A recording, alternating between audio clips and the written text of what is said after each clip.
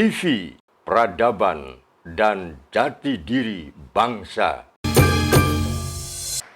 Bapak Ibu Saudara sekalian yang sangat saya cintai dan saya banggakan, sampailah pada sesi berikutnya sejarah lahirnya Undang-Undang Desa. Posisi dan kondisi desa, pemerintah desa yang tanpa undang-undang itu, kalau saya boleh analogikan, seakan ke atas tidak dapat bergantung, ke bawah tercabut dari akarnya. Pemerintah desa limbung, rakyat desa bingung, tidak tahu kemana arah dan kiblat mereka harus menuju ke cita-cita tujuan akhirnya. Saat itu terjadi ironisme ketika belum ada undang-undang desa. Jenis kelamin kepala desa, perangkat desa saja tidak jelas. Apakah kepala desa dan perangkat desa itu PNS saat itu, sekarang jadi ASN? Bukan. Apakah kepala desa, perangkat desa itu swasta? Juga bukan. Itulah salah satu faktor kenapa kita menuntut lahirnya undang-undang desa. Alasan yang kedua, kenapa saat itu kita menuntut undang-undang desa? Saya pada waktu itu menjabat sebagai kepala desa di sebuah desa namanya Desa Kedung Winong, Kecamatan Sukolilo, Kabupaten Pati, Provinsi Jawa Tengah. Saya setelah berpikir, setelah saya teliti dan saya analisis, saya memutuskan bahwa pemerintah pusat ini berlaku tidak adil, memarjinalkan desa dalam bidang apa? Dalam bidang politik anggaran. Setiap tahun sekali kita dapat kucuran dana dari pemerintah pusat melalui supradesa pemerintah kabupaten, wujudnya berupa program namanya Bandes, bantuan desa. Berapa jumlahnya? 5 juta rupiah saja. Untuk biaya operasional pemerintahan desa selama setahun, untuk pemancing dana stimulan pembangunan desa selama 1 tahun, jumlahnya 5 juta rupiah. Apakah uang itu besar? Mari kita saat itu secara fair, kita compare, kita bandingkan dengan biaya orang lain. Pada saat itu anggota DPR RI, ketika reses, turun ke dapilnya, uang jalan sekali saja, jalan biaya reses itu, saat itu jumlahnya sudah 25 juta rupiah. Artinya uang saku sekali reses anggota DPR RI saat itu adalah anggaran 5 tahun untuk desa. Desa hanya dikasih 5 juta. Inilah yang saya katakan, desa dimarginalkan dalam politik anggaran oleh pemerintah pusat. Oleh karenanya saat itu desa distigma identik dengan kemiskinan, kebodohan, dan keterbelakangan. Ya miskin, kenapa?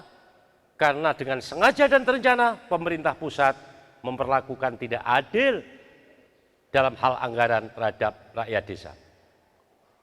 Padahal saudara sekalian, saat itu kita tahu lagunya Rhoma Irama, 135 juta penduduk Indonesia saat itu, sekarang 267 juta jiwa. 135 juta penduduk Indonesia, itu 80%-nya hidup dan bertempat tinggal di pedesaan. Tersebar di 74.622 desa, dari Sabang sampai Merauke, menjadi tanggung jawab dan asuhan para kepala desa. Artinya apa? Kalau lebih dari 70% dari total komunitas bangsa itu hidup di desa, artinya rakyat desa yang menjadi anak-anaknya kepala desa adalah pemegang saham mayoritas bangsa. Sebagai pemegang saham mayoritas kalau itu dalam perusahaan, maka ketika akhir tahun terjadi pembagian keuntungan, namanya dividen dalam bidang ekonomi, harusnya rakyat desa mendapat bagian keuntungan yang paling banyak. Tetapi fakta membuktikan 5 juta saja setiap tahun sekali. Saya pernah hitung dengan pembina Parade Nusantara, 2 orang, namanya Dr. Rizal Ramli dan Dr. Kwik Kian Gi. Dua-duanya pakar ekonomi adalah pembina Parade Nusantara. Ketika itu hanya berapa? 0,72% dari 100% total anggaran APBN negara. Rakyat yang tinggal di desa lebih dari 70%, anggarannya 0,72%, kurang dari 1%. Itulah alasan kedua kenapa kita berinisiasi menuntut lahirnya undang-undang desa. Satu identitas, dua kali itu. Yang ketiga kali, saudara sekalian, kenapa kita menuntut undang-undang desa? Alasan kita yang kedua kali adalah banyak tanah adat hak ulayat yang secara historis turun-temurun itu dimiliki oleh desa. Saat itu banyak diekopsi, diambil oleh supradesa. Supradesa itu pemerintahan di atas pemerintahan desa. Dibuat apa? SD Impres zaman Orde Baru. Untuk puskesmas, untuk apa dan seterusnya. Tanpa adanya kompensasi apapun. Sumber-sumber mata air saat itu yang besar dipipanisasi oleh pemerintah kabupaten, pemerintah provinsi. Untuk apa? Usaha perusahaan daerah air minum. Tetapi zero, nol, tanpa ada kompensasi. Sehingga saya sering meledek, membuat bahasa satir. Supradesa itu selalu berbuat, selalu merampas, mengambil mata air yang mengalir di desa dan di gunung. Yang ditinggalkan di desa adalah air mata. Mereka jual air minum. Yang punya mata air disuruh jadi penonton. Panen moto, paceklik gulu, itu bahasanya orang Solo. Ini tidak adil. Saya ada 31 alasan kenapa saat itu kita menuntut lahirnya undang-undang desa.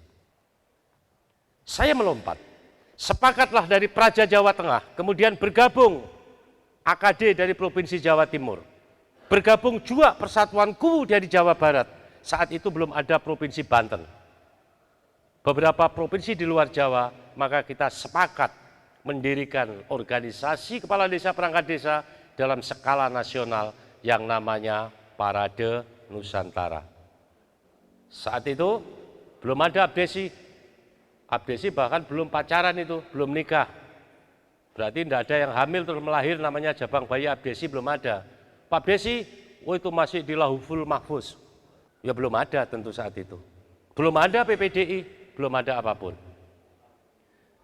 Singkat cerita saudara sekalian, ketika kami libatkan para akademisi dari UGM, dari UNBRA, dari teman-teman NGO namanya IRE, saya kontrak waktu itu, villa di Kaliurang, kita susun draft rancangan undang-undang desa pendamping, lengkap dengan kajian akademiknya, berbulan-bulan, dengan iuran. Sama itu, kalau berangkat ke Jakarta, 5-10 bis dipimpin Mas Andoyo itu, dari para pejuang Satria Praja, Mbak Tuti itu, nggak ada yang biayain. Jual telur, bebek sekandang-kandangnya, jual kambing sendiri-sendiri, kita berangkat. Oleh karena itu, saya masih utang ucapan terima kasih kepada Satria Praja dalam hal lahirnya undang-undang desa. Kali ini dengan setulus hati dan segenap jiwa, saya ucapkan terima kasih dan penghargaan setinggi-tingginya kepada para pejuang desa yang saat itu di Banyumas pakai panji-panji agung Satria Praja. Saudara mungkin sebagian besar tidak dapat apa-apa karena sudah purna tugas. Tapi perlu dicatat bahwa saudara adalah pelaku sejarah. Bukan hanya penonton dan saksi terjadinya sejarah besar kebangkitan desa Nusantara ini. Dan insya Allah itu akan dicatat menjadi ibadah sosial. Karena dalam Islam itu ibadah hanya ada dua jenisnya. Ibadah ritual, itu sholat, zakat, poso, kaji, dan seterusnya. Ada pahalanya? Ya, tapi ada pahala ibadah yang lebih besar dari ini, yaitu ibadah sosial. Apa ibadah sosial itu? Memayu hayuning jagat, memulyo titah ngarcopodo. Berusaha dengan kesadaran dan ikhlas, berjuang atas nama rakyat desanya masing-masing melalui lahirnya undang-undang desa. Dan sejarah mencatat, satu-satunya undang-undang yang lahir secara bottom up, dari bawah ke atas, bukan inisiasi waktu itu pemerintah atau DPR.